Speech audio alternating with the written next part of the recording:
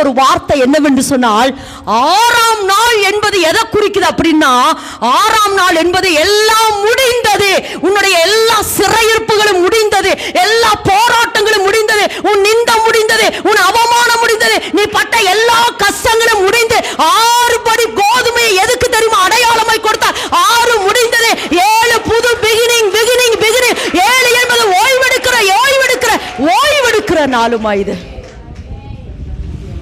ஓய்வெடுக்கிற நாள். ஓய்வெடுப்ப நீ. இயேசு 6ஆம் நாள் எல்லாவற்றையும் முடித்தார். அந்த ஆதியாகம கடைசி வசனமா வாசிங்க பார்க்கலாம். கடைசி வசனம், ஆதியாகம கடைசி வசனம், எல்லாவற்றையும் முடித்தாரு. வாசிங்க பார்க்கலாம். அப்பொழுது தேவன் தாம் உண்டாக்கின எல்லாவற்றையும் பார்த்தார், அது மிகவும் நன்றாயிருந்தது. சாயங்காலமும் விடியற் காலமுமாகி 6ஆம் நாள் ஆயிற்று. 6ஆம் நாள் ஆயிற்று, அவ்வளவுதான். அடுத்து இயேசு 7ஆம் நாள் எப்படி இருந்தாரா?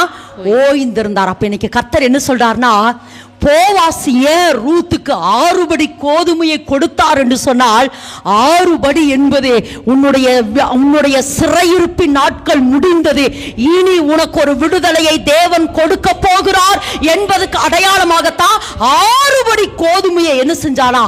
ஆமா, போவாஸ் ரூத்துக்கு கொடுத்தார். அதுக்கு அடையாளம், இனி உங்களுக்கு ஒரு விடுதலை, இனி உங்களுக்கு ஒரு ஆசீர்வாதம். உங்களுடைய சிறையிருப்பு முடிஞ்சது, தேவனால ஒதுக்கப்பட்ட நாட்கள், புறக்கணிக்கப்பட்ட நாட்கள் முடிந்தது.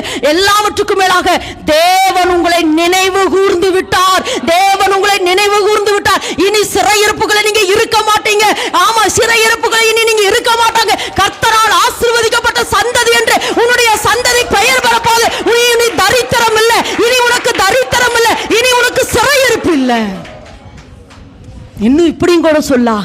இதுவரைக்கும் ஏன்னா நகோமி பஞ்சம்னு சொல்லிதான் எங்க போனா? மோவாப்புக்குள்ள போனா. பஞ்சம்னு சொல்லிதான் மோவாப்புக்கு போனா. இனி வாழ்க்கையில பஞ்சமே வராது. இந்த 6 படி கோதுமையை நான் உனக்கு கொடுக்கிறேன். இனி நீ திருப்தியாய் சாப்பிடுவ.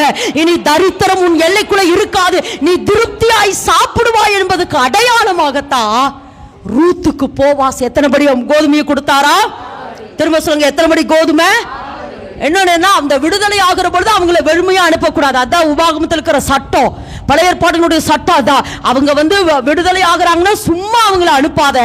அவங்கள உன் களஞ்சியத்துல விளைந்திருக்கிறது, உன் வீட்டுக்குள்ள இருக்கிறது எல்லாம் நீ என்ன செய்ய? அவர்களுக்கு கொடுத்து அனுப்பணும். ஆமென் என்று சொல்லலாம்.